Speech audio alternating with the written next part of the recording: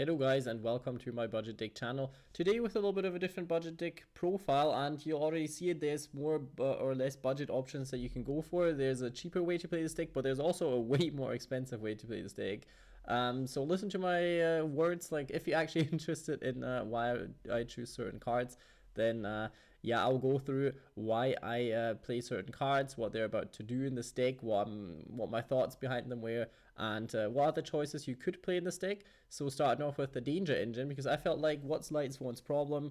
It's the consistency. Also, what is the deck kind of do? Trying to put a lot of bodies on board, going into rank 4s, going into link monsters, and so on. Plus, well, you have the whole thing of going into the Lightsworn Link monster with dangers, because they are mainly they are different types, so I felt like that helped as well. So we run one danger in SE. You could run two if you want to, but I felt like one is enough in this deck because it shouldn't be a complete danger deck. Plus the level 7 doesn't really help the deck whatsoever, so I try to focus more on the low level ones and also the ones that help you going first, because this is definitely going first deck. Triple Mothman and triple Chupacabra, basically just because I only want to run at least, like, I kind of want to run at least one of Tsuchinoko and Jackalope because they're quite expensive, and I'm trying to make it as budget as possible, so that does make a difference if you run one or two of them. You don't have to run them at all. You could play other dangers, but this is the more optimal one. If you run, if you say you have the money or you will want to run two of these, then just take out one Chupacabra and one Mothman and you should be fine. But they're quite essential for the deck, since that makes you be able to go into rank 4s easily, which you have quite a lot of them. One of them is kind of focused on dark monsters as well, so having a fair amount of them in your deck helps you with that as well. Plus the draw and discard effect can be quite nice, and with the milling, Chupacabra will probably find a target in the graveyard as well, because if you have the right setup, you actually can go through all of your deck basically. And next up, Wolf, the triple Wolf, because basically, well, this is the card that you profit off from milling the most, because it's barely misses timing with kind of things, and it works with a lot of stuff, not just monster effects like the other person here, Felis, does, because this card has its problems. It works now with the Link monster a little bit better, so I feel like 2 is fine. Glow Up Bulb can get a lucky mill from time to time, stuff like Raiden can, but I feel like 2 is fine. You don't need to play this card at 3 since it's a tuner as well, so it helps you setting out certain things, but sadly it's not a quick effect, so you can't use it during your opponent's turn, the actual effect of the card, so mainly be used as synchro, or mainly actually for rank 4s or the Link monsters. Raiden at 1, you could run it at 2 if you want to. I feel like 1 is fine if you feel like you don't run enough names in your deck of Lightsworns, then you could put 1 in. Wouldn't hold that against you, but I feel like I was running better with just 1. You want to play double Lumina at least, because the whole looping effect, especially with Link monsters, can come in quite handy. Other than that, 3 will probably be too much, even though your hand size will definitely let you do that from time to time, because there's another tech here that I do play in a few Lightsworn variants that I have made. I definitely want to play 1 Minerva. I don't think you have to play 3 or 2 of them. It could work if you want to focus more on the Lightsworn effect, because with that card you get more mills in as well, but at least 1, because you can search it, then you can mill it off of Solar Recharge, get another mill in then, plus you can easily go into Dante, for example, if you really don't have any options, if you just revive it with Lumina. And also there's another card in the side deck that you could play that could work with this whole engine, so I feel like having 3 level 3 monsters and another monster for Lumina to revive, that's level 3, that's a Lightsworn. Also, when you send to the graveyard through a lot of effects, gets another mill, I feel like that card can be quite nice. Since it's a tuner, can come in helpful as well from time to time. Perform Mage Trick Clown, pretty good card, so guess you paying points, you summoning stuff. Well, rank 4 engine in a mill deck, I think there's no debating why you need to run this card. What you obviously can run is 1 or 2 damage jugglers and 1 or 2 or 3, even 3 hat trickers, but I felt like I wanted to keep this deck as tight as possible, so I feel like didn't including them was the right choice. But if you want to splash in 2 hat trickers and maybe a damage juggler, that wouldn't be too bad as well. 1 Zephyros the lead, because first of all, dangers kind of work with being bounced back to the hand a little bit, since you can still use the effect, so that's not too bad. Plus you run the Toy Vendor engine, so just bouncing Toy Vendor to your hand, since it's not once per turn, you technically could get another mill off of Toy Vendor. Sadly, Zephyros is once per duel, so it's quite problematic. But those two cards work especially well. Especially Zephyros works well with the Heroic Challenger Thousand Blades, because if you have this card in the graveyard and you get damaged, then you can special summon it, so you instantly go for rank 4. There will be a lot of cases where you actually haven't even normal summoned yet, and you're already going through plays. You already have made your Minerva, for example, and so on. So there will be a lot of stuff. Next up, the Fluffal engine. Fluffal Bear basically it gives you access to most of the cards from the engine as well. Then all you need is one Fluffal Wings in the graveyard, and you get increase your hand size by a lot in that kind of sense. Plus you get more draws off. This engine works very well with milling as well, so I feel like this engine is really crucial in the deck.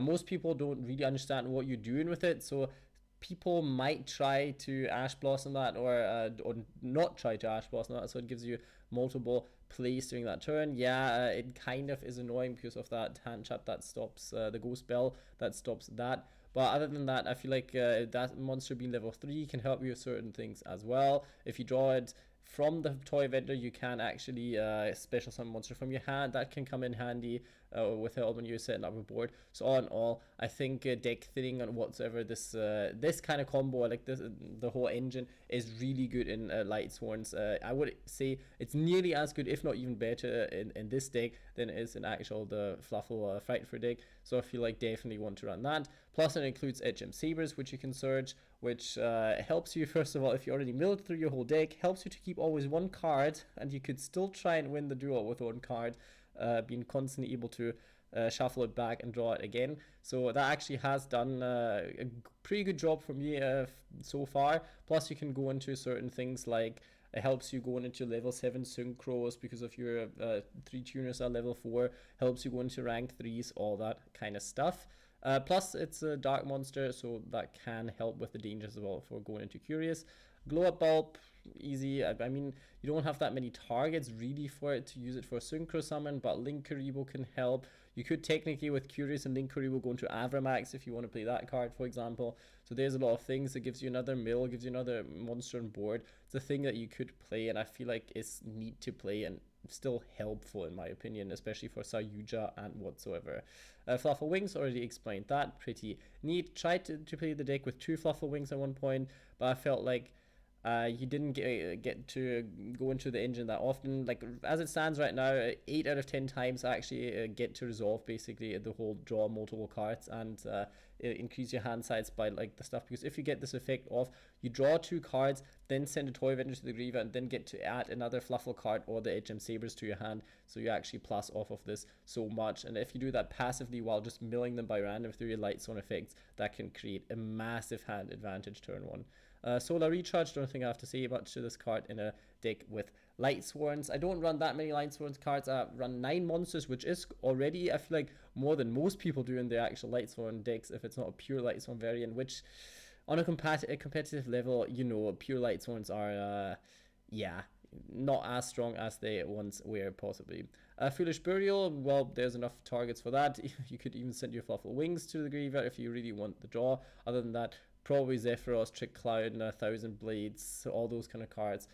Wolf possibly are gonna do it with Foolish Burial. You could technically play Foolish Burial Goods with the whole toy vendor engine if you wanted to, so you actually get into this more often, but I felt like that was kind of unnecessary, but you could try it if you wanted to. 1 monster reborn, since you have that many draw engines, being able to draw it before you mill it is actually quite a thing. I feel like it's doing quite a good job in a deck where you mill, so your graveyard will be filled with crazy stuff. You're probably not going to get into that many things. Most of the time you'll probably revive Lumina, because then you can possibly start another cycle of link summoning and so on, so that can be quite neat. Other than that, completing your last rank 4, however, this is just a neat card in general. Charge of the Light Brigade, well, I don't think I have to say that much to that. Milling for cost, so even Ash Blossom doesn't bother you too much. Plus, this is kind of an Ash Blossom bait, to be fair. You don't, most of the time, you don't really care if your opponent ashes that, and you'd rather they ash that than actually something very important. Hand traps can still be very dangerous to this deck, but I feel like this variant plays around 1 or 2 hand traps fairly decent in, let's say, half of the cases where you get hit by them, whether other Lightsworn decks, you get hit by an Effect Veil or Lumina or like Impermanence, and your turn is done basically. What you want to resolve most of the time is Solar Recharge. If they ash your recharge, you lose 2 cards out of your hand and you don't get to mill, being left with 3 cards in your starting hand. Critical. That's probably gonna cost you the game, so you want to maybe use anything else before that could be ashed. What you could play in the deck is one Reasoning, for example, because Reasoning is an okay card since you run a few level 3 monsters, so chances between level 4 and 3, yeah, I wouldn't say 50-50, but technically you could get a plus out of this. But yeah, in the end, that's up to you. I felt like Reasoning more often than not just was a minus for me because I just milled something that was level 4 but couldn't be summoned, and then yeah, still could play it if you want to. Toy Vendor, already said everything about this. Good thing about Toy Vendor is it triggers a lot of stuff like the danger monsters. Sadly, it doesn't trigger the milling with the stuff, because I think even if you add them first to your hand, like if you discard one from your hand, then you draw a card, you reveal it, and then I think you have to, like, this is in your hand then basically because you draw it. So it doesn't work for stuff like Wolf, but works for the dangers, for example, and for stuff like Trick Clown and Minerva and Zephyros and stuff. You just want them in the graveyard anyway. You don't care if you build them or draw them. So there's that.